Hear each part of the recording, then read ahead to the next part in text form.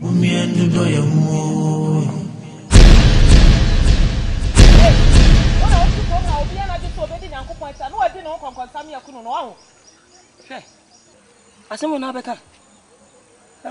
Hey, fan kwa sem froko no apofu wonu ha o midi konko sa baka seminya we ne hwan wajimi ana wanum se kura ba mahyiwo no so ati jan se wa apoa froko no ha we hwan swan hey hebade mayale hey mayale oh mayale hey no find me god hey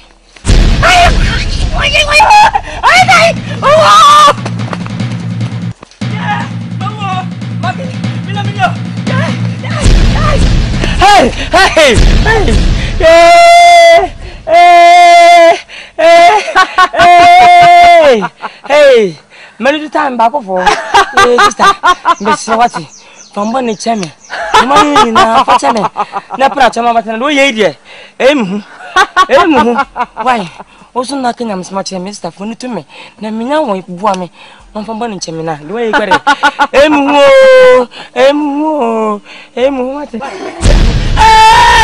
Pio. Pio, Miss Wati, you want to back a more to Pio, Mr. Jimmy. Pio, Jim Wati. Pio. Yeah, Pio, Mr. Coro, man, from Yansa Pio. Better much about Pio. You know, now we will dream, say no quantity Pio. Mr. Messi, not as a mess.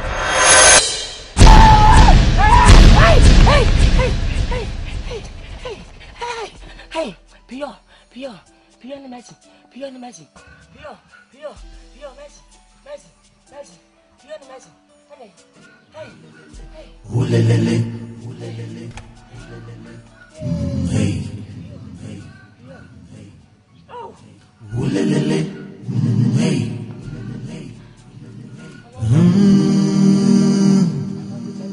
Yebe uwon paso. Uwon paso.